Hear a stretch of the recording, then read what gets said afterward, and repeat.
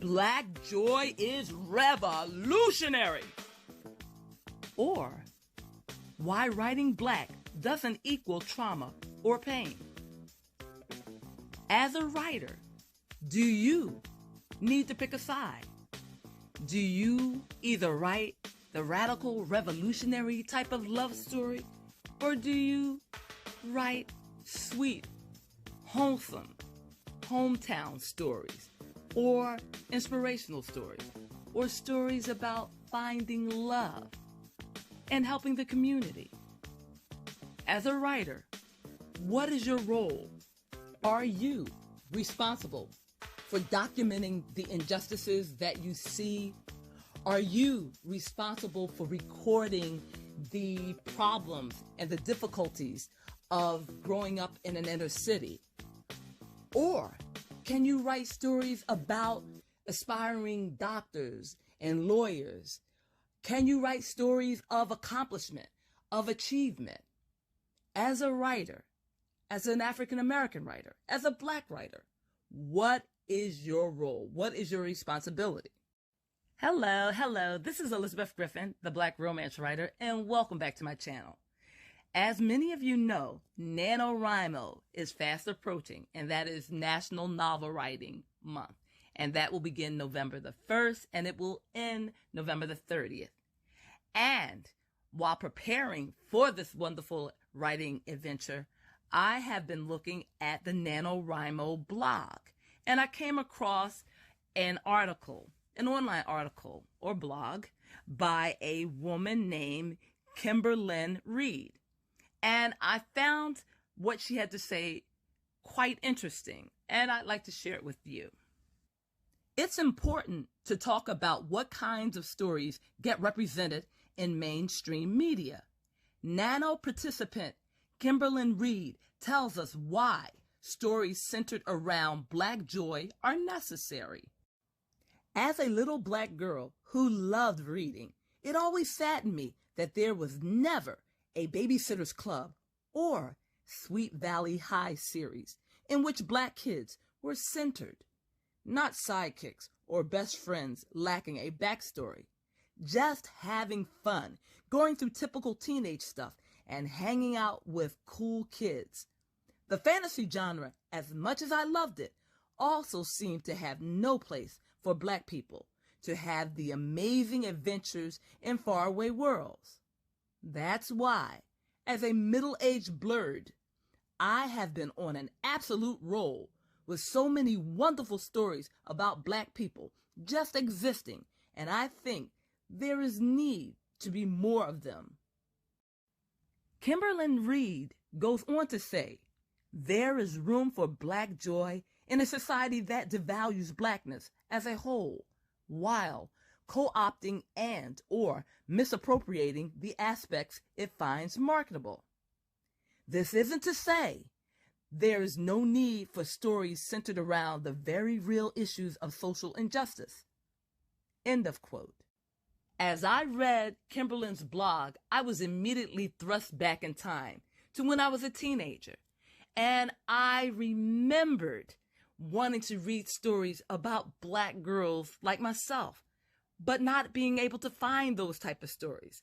So I understand her passion and her drive in encouraging people to write stories about Black people, about Black joy, about Black love, and I would even go further to say multicultural stories, because I believe it is important for all teenagers to see themselves in fiction, to see themselves in literature, and to be able to identify with those characters. Because, believe it or not, these characters will serve as role models. These characters in these books will encourage the readers to dream and to hope and to wish and to believe in things that are outside of their environment. These books will expose the reader to new adventures, to new ways of living and thinking. And at the end of all that, they will get a wonderful, entertaining story that may last a lifetime, that they may carry on in their hearts and treasure for years to come. I began my writing career in the young adult fiction category. And my first book ever published, self-published by me, was entitled Naira. And this book did very well in the early 1990s. I also followed up that book with a book called Don't. And that book also has good reviews on Amazon. Not to mention my birthday series, which is a collection of books that feature a girl of a different ethnic background on each cover. So 13 is a white girl, 14 is a black girl, 15 is a Latina, 16 is an Asian young lady, Vietnamese. And the reason that I created the birthday series is because I wanted a collection of books where when you got them all, you will see different girls from different backgrounds telling their story of what happened on their birthday, after their birthday, or the day before their birthday.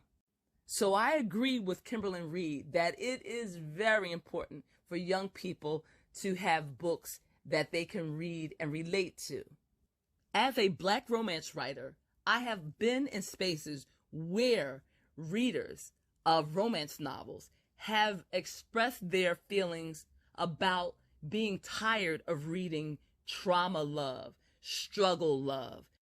These readers were not willing to purchase another book that depicted a Black woman in a difficult situation, trying to overcome odds that just seemed impossible.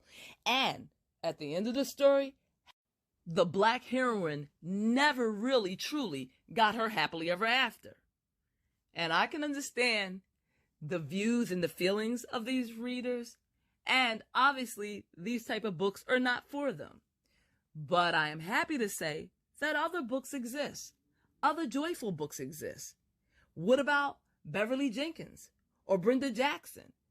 There are so many writers out here, both indie and traditionally published, that are writing love stories, that are writing Black love stories. And I'm sure that if you do the research and if you take the time, you can find those authors who write the type of books, the type of fiction that you want to read. I do understand the complaint, however, that there is a lot of trauma love out here. But I also understand that this type of writing is popular among some people. I, for one, love, and let me repeat, I love reading Donald Gowan's stories. And let me tell you, there is no more struggle love than in his books. There is no more trauma than what you can find in his books. But yet, there was always a lesson to be learned at the end. And I do believe that a lot of these trauma stories do have a lesson in them, do have a moral to the story. Some of these writers are telling cautionary tales. They are showing you a world that exists in which life isn't fair, life isn't just, but you still have to go on living. And I appreciate some of these stories. We are living in a wonderful time in which anyone, and I do mean anyone, who has a story that they want to tell, they can write it and publish it. There are no limitations. If you don't want to read struggle love, and if you think that you have a story to tell that reflects joy and inspiration, and you want to give a happily ever after, then you can do that. And you can put your book up there for people to choose. So, yes, struggle love has its place in literature, but also happily ever afters have their place. And it is up to you as the reader to discern which books you want to read. And if you should choose to write it, then welcome to the club of authors and writers. We gladly accept you. In closing, I agree with Kimberly Reed. There is a need for stories that are uplifting, that show joy and inspiration. And there are a lot of young people out there who are waiting to read about characters who look like them, who go through all types of adventures, whether it is fantasy, romance, science fiction.